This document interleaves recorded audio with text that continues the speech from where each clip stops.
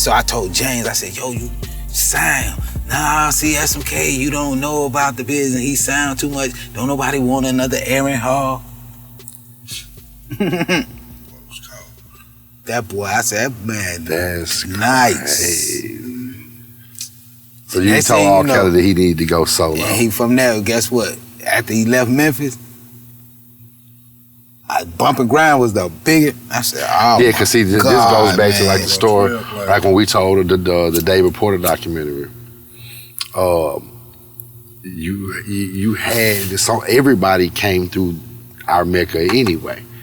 Everybody did, even in the Stax time. Everybody. They was talking about Sam and Dave. They sending them to Memphis. They sending them to Memphis. Niggas like this. They sending them to Isaac and Dave. Like, let them. They gotta write your shit. Yeah, they gotta write your shit. Sending them. They sending them to. So that's why I say they was groups telling me stuff. Like I told them, David. Matter of fact, when I got here to Memphis, I woke up the next morning. I had to go meet David Porter. He was telling me about publishing, how, you know, he was gonna write for me, but then he was like, I can't write the rap. So look, I'm gonna show you how publishing work. So you writing the raps? I was like, yeah. He's like, wow, you know, and cause I was writing the songs quick and then I'll rap them. Then Kid Money will ride, he'll go in the hotel room for about 2 hours. You know, that nigga rap that shit like he wrote it. But that was always our science together. Nah, so man, shit. And yeah. I wasn't looking at it like I'm a writer. But when I did the Gangsta Walk song, he came down and he rapped it because James wind up, I didn't know nothing about the master. So where I recorded it, he found out where I recorded it at. He went over there and got the song and gave it to Kid Money to rap to, and Kid Money rapped on it. Yeah. So I'm like, damn, you know, I paid for that time and all of that shit. He didn't know nothing about the Gangsta Walk record. I did that on my own. Yeah. You know what I'm saying? Because he was like, yo, they say that you got this song that's out here. Then K97 called me and he was like, yo, we want to play this record. Yo, this is the most requested. And for 2 years in a row, that shit was the most requested. I got trophies from them, from the radio station. That's crazy. So I put in my grind here in Memphis on my own, and some things I did, you know, that I did with the other artists because, you know what I'm saying, I knew that, like, I might have to leave Memphis. I never looked at I was gonna stay here, be here, or this was going. So it turned to now you getting ready to celebrate your 30th anniversary. You are an honorary Memphis nigga. Fuck what you're talking about. But shout out to Rochester and Gary. Most definitely, you know what I'm saying? Yeah. You know what I'm saying? Like when you look at the Memphis scene now from where it came from, you look at it from a different perspective because you had your hands on so many things. But as you look at what it's become now, how do you feel about it? I feel like somebody needs to be able to say, this is Memphis, this is what the music is, this how we did this. And like, so this ain't about no one person. Like how I look at Dolph and Gotti, like on a business level, like if I'm investing in Gotti and ain't no Dolph, and the next thing you know, here come, you know, this other artist and label, we gotta go against that. Yeah. Like, so it ain't really no beef. It's just a higher power. Like, damn, man, we gave you the money. You said that you was that nigga. That seems like that nigga over there winning. Like, they don't want no race like this with nobody. So if you notice, every city only got one big name. But that's how New York always ran. They couldn't, you know what I'm saying? There's only so many power. Everybody was fighting for one spot. And Jay-Z took it. You see what I'm saying? Because he knew distribution. Everybody else was looking at publishing deal, getting that check for turning in that album. I remember them days. You turned in the album. I was on that. Look, Endo. Gotta turn this motherfucker in. Me and Endo and Blood sitting there with Luke. Luke said, as soon as y'all turn the album in, y'all get the money. Man, that morning Endo was up. Endo was like, yo, we did the album in 2 days. I want to say a day. But it was classic. Classic. I'm just saying though. Yo, that's fucking nuts. That's crazy.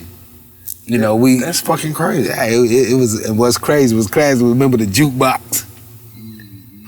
The jukebox. Yeah, I got a mixtape I'm gonna put out called The Jukebox because I'm sampling a bunch of oldies type shit. So The Jukebox. I'm gonna let you hear some shit. Like I got some dope ass samples and shit. I'm gonna let you hear when we get done with this. But you know what I'm saying? Like I told you my story. I was working there. I'm gonna say it on camera.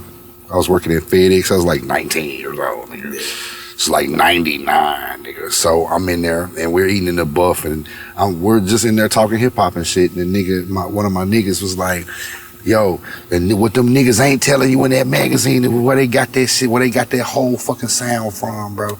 That whole sound come from Memphis, nigga. It's a nigga named SMK. And I'm just sitting over there eating my little chicken and I'm just, because I'm a student. Right. I'm a sponge. I absorb all info. Input, give me data, you know what I'm saying? So those 3 letters stuck in my head for a very long time.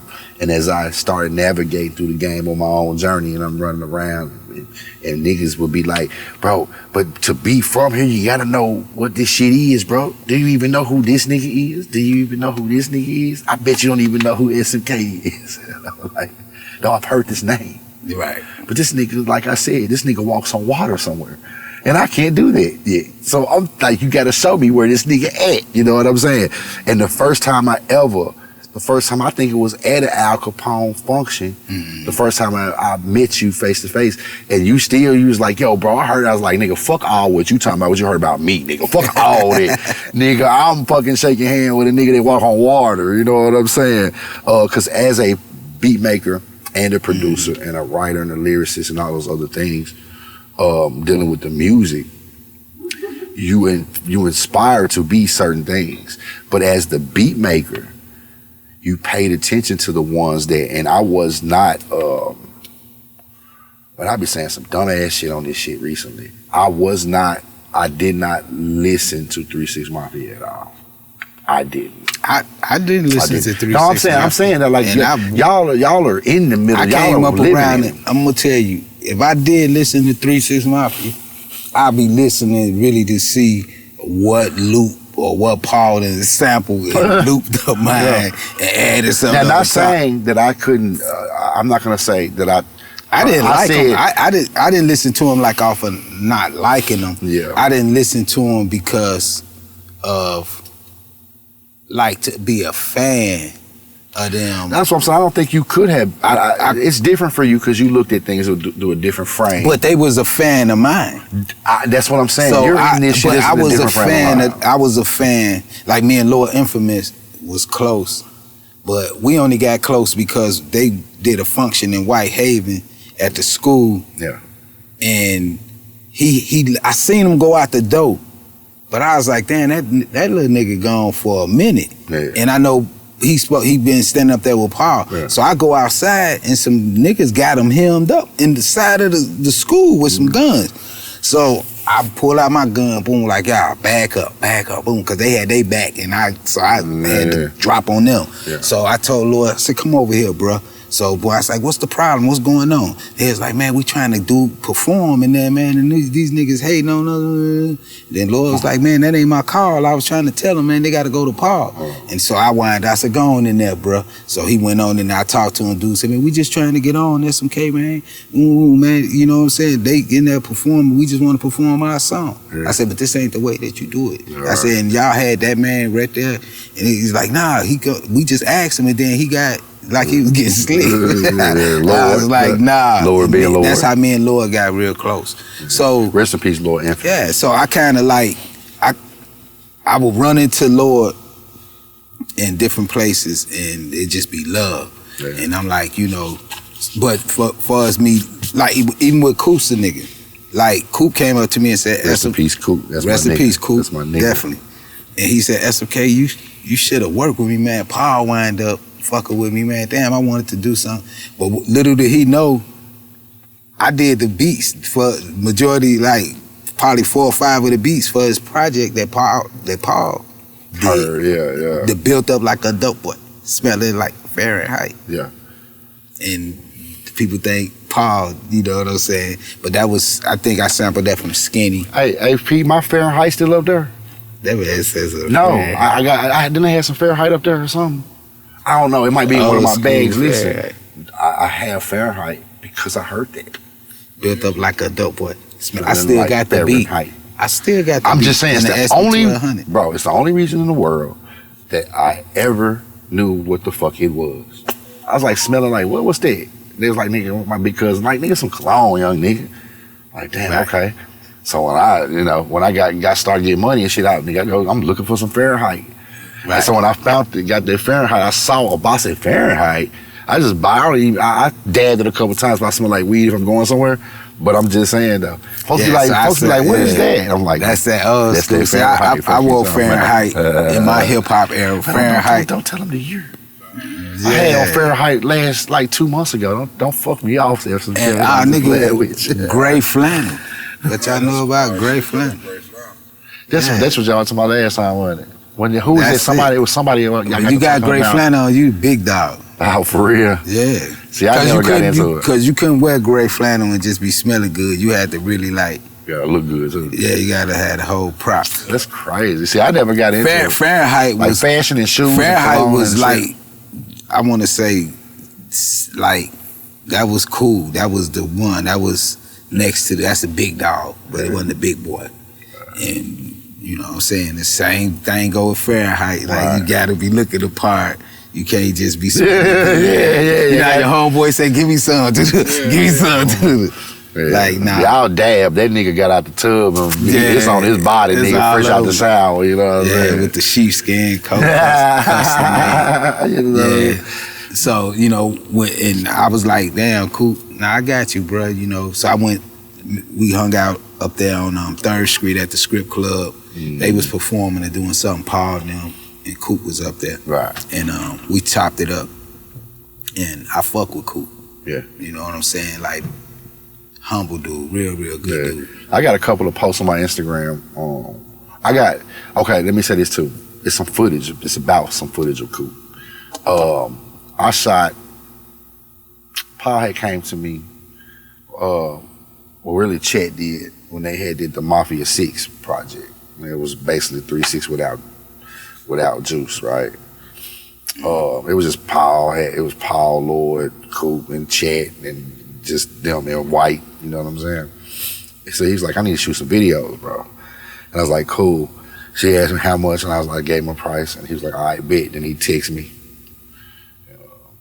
But first Chet gave him my numbers, and he called me, he's like, yo, what's up? This is DJ Paul. And I was like, what's up, big bro? You know what I'm saying?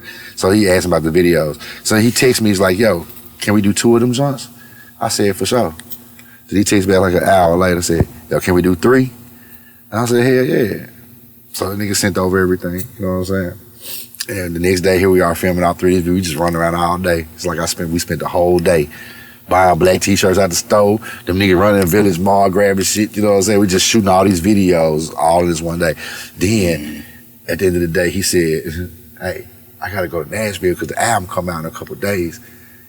Y'all wanna go to Nashville? We gonna shoot 3 more. We'll shoot them in the Opryland Hotel. And I was like, all 3 of them? He was like, all 3 of them. I said, man, fuck it, let's go. You know what I'm saying? But, you know, that was just, a little quick ass. But they were, Coop, we shot those 6 videos. And that's the last footage of Coop before he passed. Wow. It was those 6 videos. You know what I'm saying? We shot 1 in the hotel. We shot 3 in the hotel. Because you really don't have to be a 3-6 Mafia fan, because you gonna hear and see 3-6 Mafia. Yeah. So, that's one thing I liked about 3-6 Mafia. Like, they gonna have their videos, they gonna have their work put in, and they put in that work. Shit, that's all I can just say. And just like last time when we got to this part of the conversation with 3-6, on the, for sure make a split second to make sure we say rest in peace, Gangsta Boo. You know you're gonna be missed like a motherfucker. And do you have any Gangsta Boo memories in particular? Yeah. I gotta, I want to say I'm playing where them dollars at right now. When you see this episode, where my dollars at, gonna be playing real low up under the bottom right here. I remember when Gangsta Boo had, I don't know if it was before Where Them Dollars. This when she was with 3-6 Mafia. I liked that her, because I said she is gangster, like she gonna spit some real street shit. So I was like, that's fire how they be working it with her and how, you know. So I really was like a Gangsta Boo fan of her artistry. For sure. So like not know this my favorite Gangsta Boo song or nothing like that. She kept up with them niggas. You know what I'm saying? I mean, she did. She kept up with them niggas, and if they would have worked with her, and the credit really is. Listen, real fast. You know this better than me. 3-6 was 3-6, and they was coming doing their thing. Then they dropped Inquiring Minds, and that shit went platinum. Yeah. See, that's what I was saying. And that changed the course of 3-6 Mafia, and their whole trajectory changed because now it's platinum, and it wasn't because of Memphis. It was because this shit was worldwide. Yeah. The world loved 3-6 Mafia. Yeah. And you know what I'm saying? They put Memphis on it. But like with Gangsta Boo, like I say, I just was like, she keeping up. And that's what I was liking. So, because I met other female artists. They could rap. They could say a few songs. But not keeping up with the niggas. And Gangsta Boo was on them. Crunk, on beat. On them. You know I what like I'm her saying? little flow. I like her little country talk. Yeah. I like Gangsta Boo. Yeah. Rest in peace, Boo. Man, rest in peace, Boo. Lola Mitchell, Queen Lola. And you know what I'm saying? Any particular era that's your favorite in hip hop, not just Memphis. What's your favorite hip hop era? Because weirdly, you've been attached to some of them. So, what do you think your favorite era is of hip hop? I don't know, cause I left Memphis a lot to go work and with other artists, so I guess I always be working to fill in that gap till I can't grab a favorite memory. Yeah. Because it's gonna be something different. Like right now, like I feel like Zerk, like, you know, I want all of us to work together as the legends. Like I got, like on my 30-year anniversary, like I got some rings. Yeah. That I want to give out to all the artists that I work with. So that's being invited to the 30th anniversary.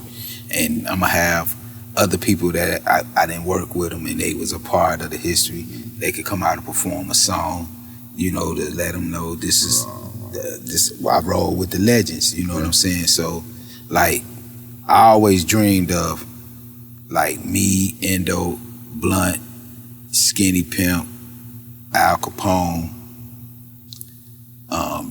the Taylor Boys, Gangsta Black, Player Fly, 8 Ball, MJG, Radical T,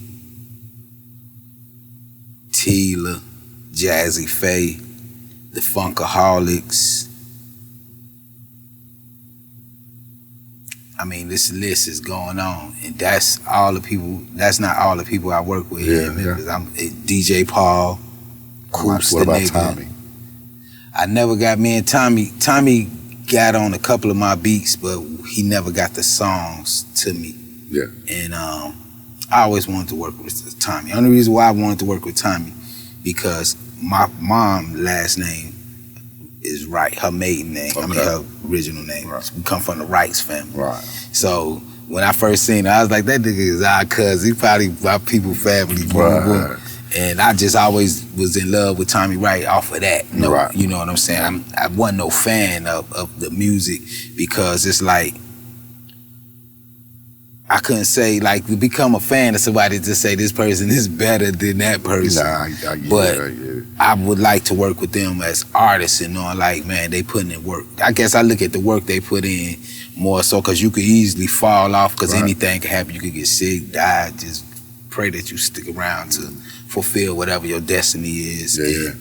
So, you know, that's why I say I can't have a memorable moment, because I be trying to fill in that void. I'm gone from Memphis for 6 months. Boom, come back. Man, motherfuckers on some other shit. They done took out flight this way. So I try to, now I come back, I sit back and see where everybody aiming and where the shoot's going off at. Okay, let me see how I'm gonna get my feet wet. Right. And just do something different. Like Trapping Rappers is a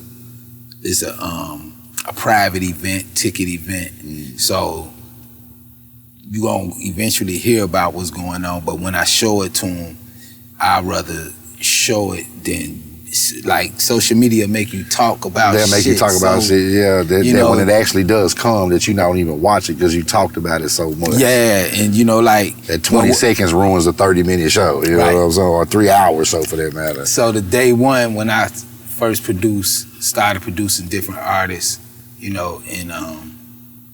I always consider myself like, I be trapping rappers. Been trapping rap. This my hustle. That's my crack. Yeah, rappers is my crack. And that's how I work it. Like, so that's really like me too. This fly. I look at it just like that. And that's it.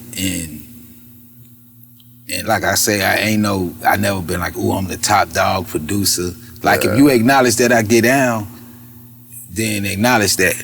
But if you think that I'm for play. Like you don't want to, like, I wanted to do beat battles, like, they talk about the verses, like, man, look, it started kind of like that though. They were playing songs, but I don't really like how Tim and Swiss were doing. They were playing songs, but no, they was actually playing beats first. They actually did play beats, and then they started saying, "A nigga check my platinum resume," because you could make more money off of controversy than and like than the love, right? So I don't like I would rather for the people to say I like to see so and so and so and so. You know what I'm saying? Do a song together. It could be that or whatever. Yeah. So I really don't like the competition thing, because to me it's like, do you really want some? Because we look at rap like, as a competitive sport. So it's like you should look at it like we're just finna go play ball at the court, at the school, and when we get done, we can all go get some cheeseburgers, okay? That's how niggas should look at it. But see, me, I come in, it's like when you see Al Capone, Skinny Pimp, 8-Ball, MJG, you see certain people, like, I look at them like, damn, these my brothers right here, like, yo, I touch these dudes and things happen for us. Like, I'm just the man in another way to where, like, I know what I did, but I didn't do that. God did that. Yeah. And God did. That's how I know that where we at right now, like, come on. Yeah, that's what I be telling Zerk. And there's a couple other people that have the attitude. And when we say attitude, people immediately think bad attitude. It's not what I'm saying. He has the attitude like niggas gonna see us. Niggas need to. And I'm like, they do though. They see it so much. They might not tell you and pat you on your back and say that's yours, but you can't not look at the whole entire thing and say, yeah, I influenced that shit, because there's too much. Like, we all know, they gotta know. And again, the purpose of these podcasts and this audio and this visual is to let niggas see it coming out of the horse's mouth. You know what I'm saying? I just be wanting niggas like Zerk and them to understand that they are revered. Same as you are revered. You know what I'm saying? Like, our level of success is different. Everybody, it's relative. Success is relative, right? People could look at your career and be like, God damn, I'd give my left testicle to just had done this one thing. Right. What do you want people to know about Scratch? What do you want them to know when it's all said and done? That I was here in the game to really just put many people on as I can. That's how I feel like I came to this planet, to put many people on as I can. Not give nobody nothing, but help in a line. Like, Zerk really couldn't have said it no better, I'm telling you. Yeah. Like, the way I just showed up, like, I could have been selfish. I could have just been but I'm not no rapper. You could have kept it to yourself. I could, yeah. So by me not being no rapper, by me rapping, I understood like, yo, y'all rappers gotta really like play the game. If y'all ain't doing it like this, it's a fence to play on. Yeah, like it's gonna be real different. So that always been my fight, the fight for the artist. That's why when they say SMK, you go check my track record. That motherfucker like, ain't no but artists. These are all the artists I work with. Break them down solo. You know, so even if it's just 100, that's a lot of artists.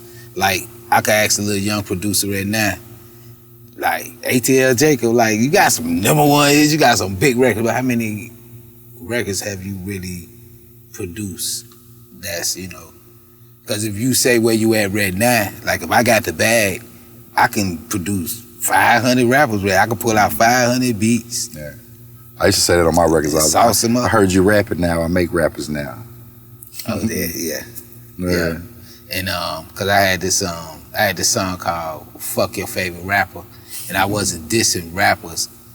And sounds like it. Yeah, that's what made the song dope. And I was saying that it's hypothetical. I get it. Yeah, so it's real subliminal. Yeah. And man, well, that song they stole my equipment, so stole my shit. So that song somewhere floating around. Yeah. But boy, when things ever I never heard my shit. I don't know what's going on, but I feel like you just to answer that question again. I was here to help. Right. And put other artists on, because evidently that's what I did. Yeah, because that's definitely what you did. I DJs on, I put producers on. So, like, my thing was, like, when I run across a producer and I like his style, but if he trying to be a producer rapper, I advise him to let me produce him. And then you produce the rappers that's up under you and hang around you. Right. That's what you do. Now you hot. And they gonna just jump on the bandwagon. And they don't care nothing about a producer. Now they following you. Yeah. So it ain't about, like, when they follow SMK, I don't think they always following SMK the producer. Right. They follow to see what I'm gonna do next. Like this one dude said, SMK, Trailblazer. They'll give you They'll give you the credit, you know, as a SMK the artist. Yeah. But I'm like, I don't care. So I'm SMK the producer. Yeah. I never claimed to be no rapper. Yeah. But if you hear my songs and even my new shit, I got some new shit coming out. Don't never think once that that's the last question. Man, the last question. I got like 200 to choose through. Every other month, I say I'm finna do a new SMK EP because I be in a different vibe. Like this last one I'm working on. It's called Ghost EP. And if you hear this first song, I promise you, like, I just do what I do, and not to be like, I'm gonna do something different. Yeah. And I'm not gonna say, I'm gonna try to do something different. I'm just gonna do something different. So I gotta get a 12. You gotta leave me a 12 on there somewhere. Definitely. You gotta leave me a 12 on there somewhere. And so anybody who look at me and say, man, we like SMK the artist, we like SMK the people who think that I just do beats, and they like me as a producer, I appreciate that very much, you know, because that's God's plan, because some people don't see it together. Because me is who I am. I here telling you now face to face that you gave a nigga a blueprint to follow. Because I was a nigga that, you know, I rap. I made beats because niggas, I started making beats because I couldn't get niggas to act right. So then that's how I got into the production. And I did the Kanye thing for a minute, I produced and rap, and then I got, you know, started realizing like, yo, these ain't the only things I can use these talents for. They can be used for so many other things. And so I touched a lot of artists, you know what I'm saying? And I did the same. That was my lifestyle. I can say it reflects exactly what I can relate to what you're saying. Because you see Turk calling my phone, you know what I'm saying? Cassidy checking on mixes, you know what I'm saying? We're getting ready to shoot documentaries. We're shooting documentaries, we're shooting podcasts, you know, because to me it's important that we do exactly what we did today And what we're gonna continue doing, and that's making sure that we put these niggas on the game.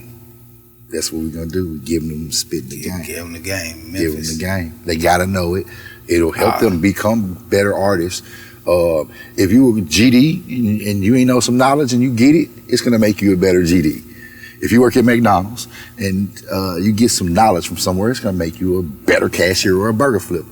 So getting the knowledge can make these artists, and I love seeing what they've done. You know what I'm saying? I hate seeing some of the shit that y'all are doing, but I love seeing it. You know what I'm saying? You know what I'm saying? And that's why I said we finna close this out now because I want to hear some. I want to hear some beats. And, you know, it's been a pleasure. We ain't done yet. This is one of the many. We are right before we go. We told them that you got the Ghost EP coming. So tell them just quickly about the documentary that you want to work on real fast, and then we'll get the fuck on. Yeah, I got the documentary called Genesis. So y'all know what Genesis mean, right? The beginning. The beginning. There is none before. And it's a lot of stories that's gonna be. Really, it's my book I'm writing, and it's my book documentary, and it's gonna speak on everybody I work with, answer a whole lot of questions what people guessed and thought and argued and fell out about. Yeah. Like, you know, I done had people argue with me and say, he don't rap, he make beats. He make beats, he don't rap. Like, I do both. Yeah. You know, but it's like, I'm just ready for the showing what I can still do at this age. Not only for me, because you're not gonna like me as a rapper to say, oh, he's my favorite rapper that's right now over Lil Baby or I don't need that. Future or like that ain't the category that I'm in. I'm not even in no competition. When I rap for the city of Memphis and the whole. This is where when you hear it in my song, every other line gonna be something of Memphis, and that's just that. And you know, people say, SMK ain't born, he ain't from Memphis. You know, no, I'm not from Memphis. I'm in Memphis. You know what I'm saying? So going on the 30th year anniversary. Yeah, so it's like Memphis claim you, nigga. Right, and that's the bottom line. Because you tripped me out. I didn't know you wasn't. I just knew that it's like, man, this is Memphis producer's name. That FedEx story. It's like, this is Memphis nigga named SMK. That's all I ever knew. And that's it. I'm a producer, artist / DJ. You know, engineer. I do graphics. I spend a little money. You know, I get deals, I make things happen. So a mogul. A lot of people, you know, they might see the rapper and not knowing, like, I put all of this together, but I can't sit up here and say I'm gonna take the credit for I put all of this together. No, I know the play, and it's the people we did the players. This. Yeah. So I make sure everybody get plugged, and everybody means something. And that's probably like some people say, everybody can't win with you. So really that's the phase where I'm at. Like, you know how you could say he went down with the team? I'm like that nigga is Spartan. I'm going down with it. You saw what he did, the captain. He didn't hurl nothing. He went forward and he took it. And like he went down with the team, but they was winners in their own way, and it's like, you know, like I could have been a part of Memphis history on saying, you know, SMK got millions of dollars, he doing this and doing that, but whether people know it or not, I would have had to really like sell some of these artists out. Yeah. And they think sellout is a bad thing, or that mean bad. No, that mean that what I was trying to be truthful with, these people, they don't do business like that. You's a rapper, you get rapper money, you get, how much money do a rapper get? Right now to this day, a rapper only get They still only talking about, he don't get nothing. And if you sign to a deal, you get 12% of a penny. of a penny. And these people told me on a major deal, 12%. They said, SMK, you get 2.5 pennies. I said 2.5 pennies each song. So I'm making like, on my whole album, I'm only making like fucking 12, 13 cents out of something off of this whole album. I said, wow, thank God I did the beat. You did the beat too? Yeah, let me get that. Add that in there. What are you talking about? Now they trying to find a way. Now they go back to the drawing board like, fuck man, y'all signed him as a rapper. Y'all didn't sign him as a producer. Stupid. So that's how the EMI deal went. I figured that out quick. Like they thought when I played the songs, I played my songs, they said, why is the bass so loud? Why is it about to tear knocking stuff? They did not like that. They was like, they didn't know nothing. I jumped up on the table. Like when I seen Black Youngsters them jump up on the table when they got their deal. I did that when they was standing there looking out, boy, I opened that door, my Memphis niggas came, I jumped up on the table, boom. I wasn't the greatest gangster walker, but I could tick into my beat. So I'm up on the table like, bitch, y'all don't know, we bucking this bitch out of there. And then they told me, like, yo, you can't change the national anthem up. Cause I don't know if y'all heard my album Ain't Nothing Shaking. When it first come on, you know, in Memphis, everything had to have an intro. Yeah. So I made sure this intro coming out major, it gotta be fire. And intro was the Pledge of Allegiance. I pledge allegiance to the blunts of the United States of America, wow. which we smoke in the ghetto streets to the Republic. Fuck all y'all. Blaze them blunt. And it's like, oh no, we can't put that out. Nah. I said, well, this what we do. So when they didn't want to put my album, they thought they was gonna be able to put it on the shelf. They was looking for the masters. The masters at my house sitting in the living room. Like, y'all didn't pay no money for me to go in the studio. Y'all gave old boy the money. Yeah, I recorded in that studio, but every time we got done recording, I took the clean reels, I put them in the vault with my name just rolling. I didn't record nothing on the reel. Y'all thought y'all had the masters. I learned that from NWA, Dr. Dre. Remember when Eazy, when he went in there to get the masters from Eazy, you know, he wanted his masters. That's when I figured out what masters was. So that was 91, 92. You see what I'm saying? 90, yep, going into 91. So I'm like, shit, I want the masters. Now I hear everybody else rapping and talk about masters.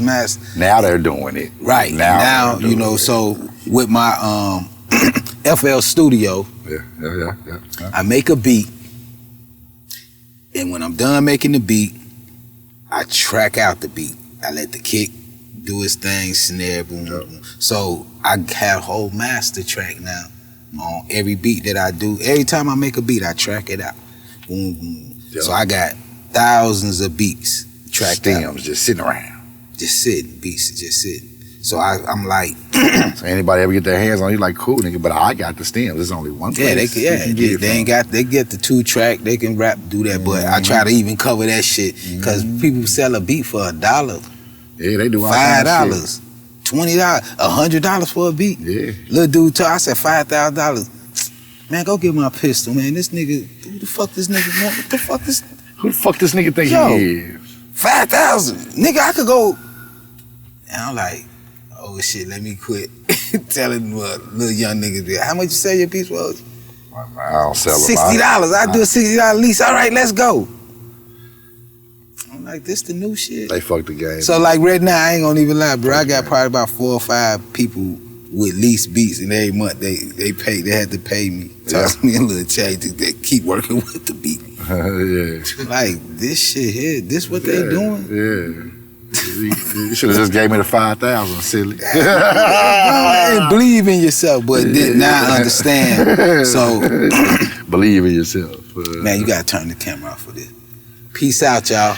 My SMK in the motherfucking building, y'all. Like, comment, subscribe. You know the business, man. Monsterpreneur podcast. We out this hole. We out.